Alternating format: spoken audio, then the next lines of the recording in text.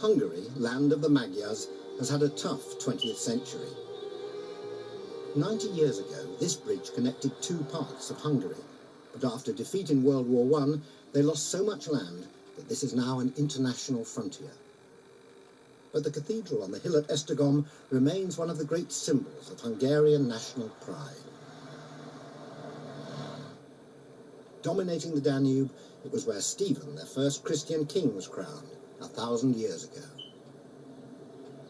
The castle at Visegrad is another reminder of a proud past, and in the town below, crowds are gathering to celebrate the heroic years of the Middle Ages. But more recent traumas are clearly not forgotten. It's interesting, these are maps of Hungary before World War I, when it was actually 2/3 bigger than it is now, and the land was taken away by the Peace Treaty of Trianon in 1920. And I mean, obviously, they're selling a lot, so it's obviously something that smoulders deeply under the surface there for the Hungarians.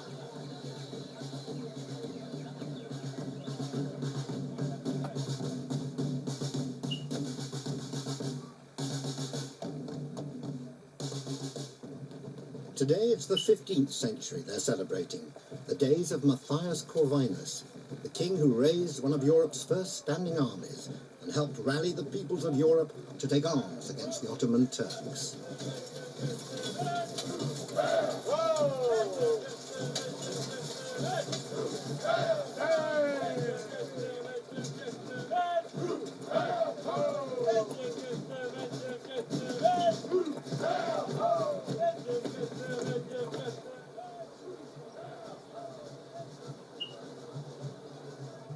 Here in Visegrad, the days of valour and chivalry are remembered, and Hungary's golden age is brought briefly back to life.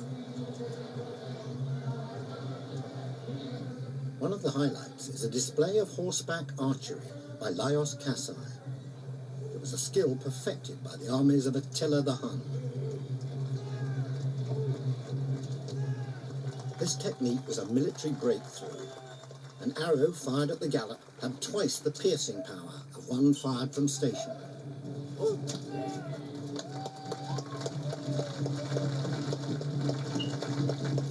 Kásai can shoot 12 of them in 17 seconds.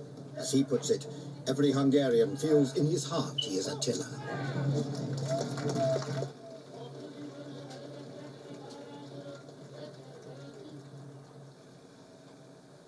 There are plenty of boats going down the Danube into Budapest at this time of year. Oh dear, it's gone without me.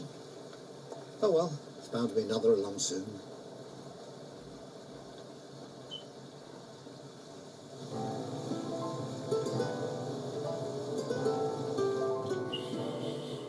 And the later you arrive in Budapest, the better. The city at night is magnificent.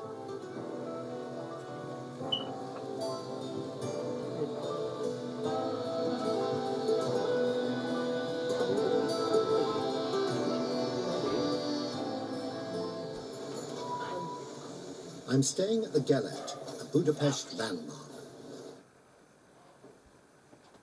Now nearly 90 years old, its glories may be fading, but the Gelet still sits at the heart of Budapest life. I look out at Freedom Bridge, which connects what were once two cities, Buda, and on the other side, Pest. The river is as busy as the roads, as boats leave for Bratislava and Vienna. The Gelet Spa comes with instructions. Please read carefully our short introduction to the usage of the spa facilities, which will help you to enjoy the unique experience of the 80-year-old Gelet bath. From the hotel, you have to go to the elevator at the north wing of the building, which you can access on the 2nd, 3rd, or 4th floors. Follow the signs, and you won't miss the manned elevator.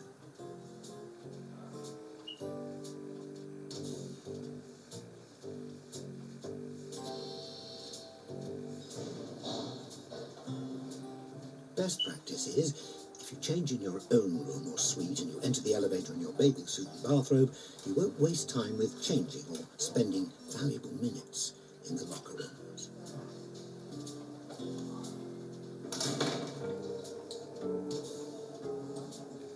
This way to the pool.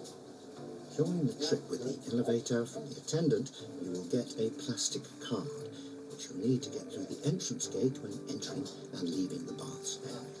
Oh, this is the famous card, isn't it? To get in the pool, always have this, okay? Thank you.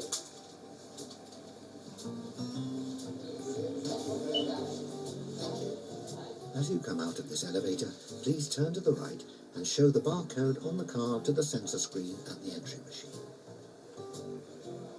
Walk through the main hall past the public cash desk. First entrance on the right is the thermal baths for ladies only. In the centre is the indoor swimming pool and the access to the outdoor pool, and then the entrance to the thermal baths for gentlemen, which is the third entrance on the right. In case of any question, please turn to our front desk staff or the hostess of the baths.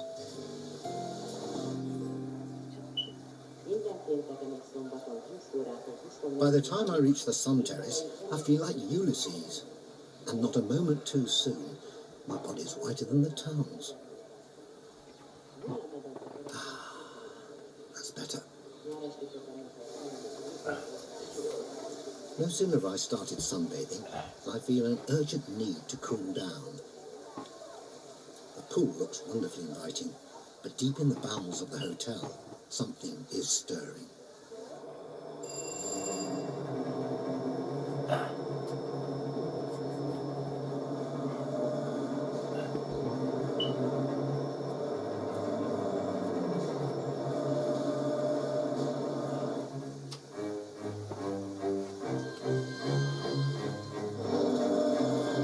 No one had warned me that every hour, on the hour, the paddler's peace is shattered.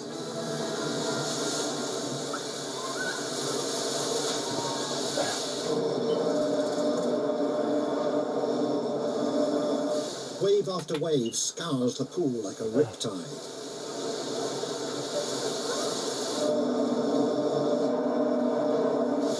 The Gellert wave machine is in action, as it has been since the 1930s. Toddlers, teenagers and TV presenters are tossed about like flotsam. Oh, it's wonderful.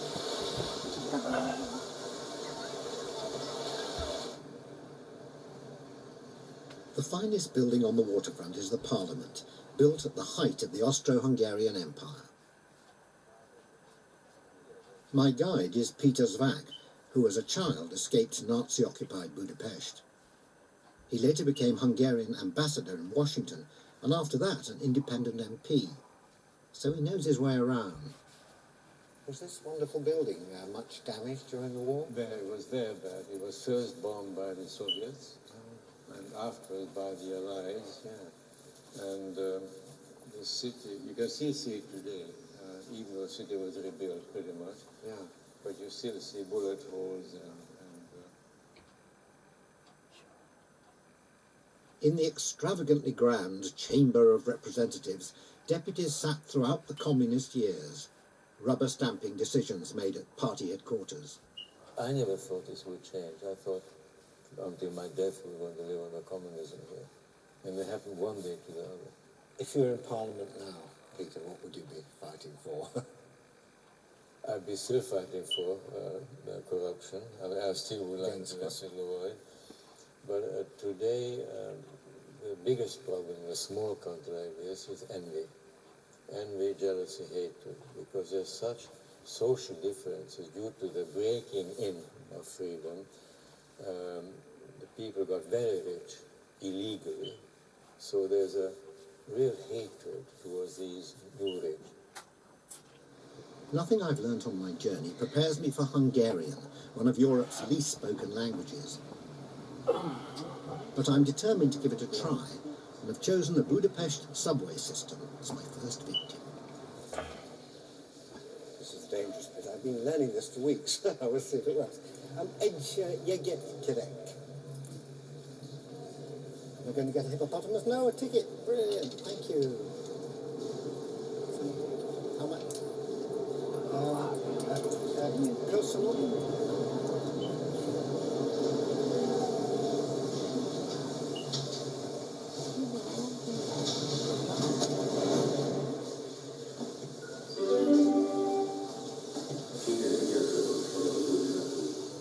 Opened in 1896, this was the very first underground system in mainland Europe.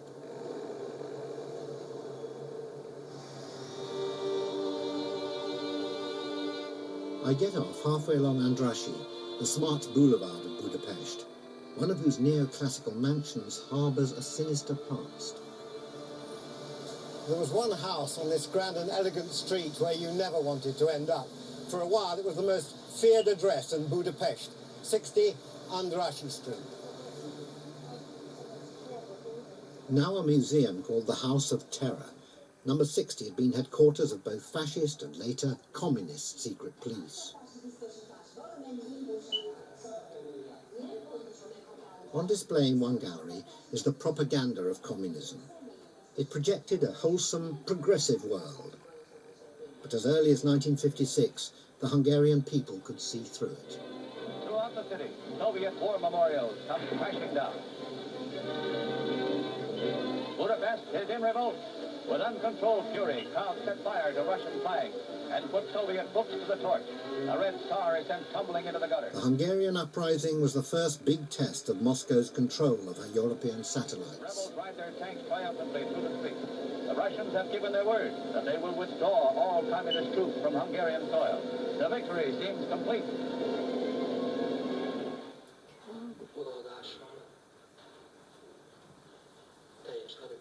But the troops did go back in.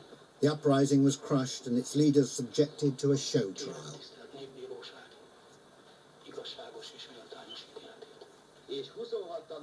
In a room papered with legal documents, the film of the trial runs on a loop, including the moment when the ultimate punishment was passed on Prime Minister Imre Nagy, a communist, but not Moscow's kind of communist.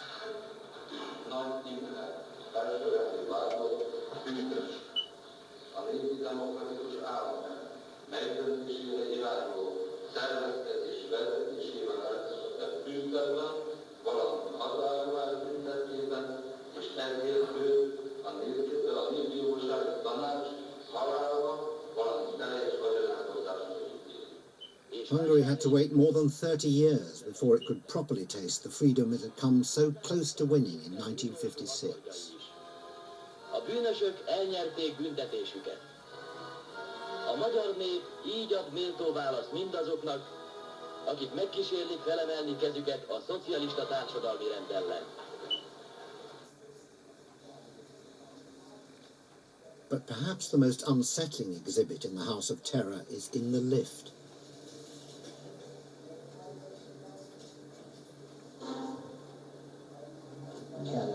It's a macabre interview with a retired prison service employee who attended executions.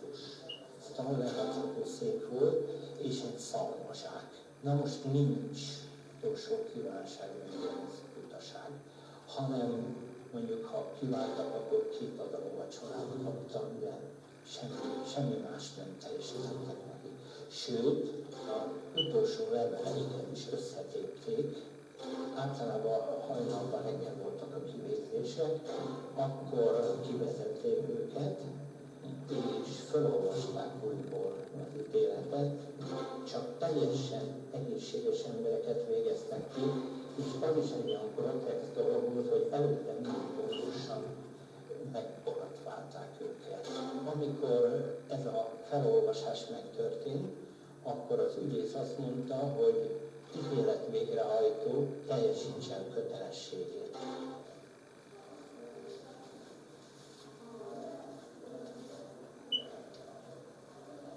After the uprising, thousands of Hungarians were executed in places like this, along with their Prime Minister, Imre Nagy. More than 250,000 fled abroad.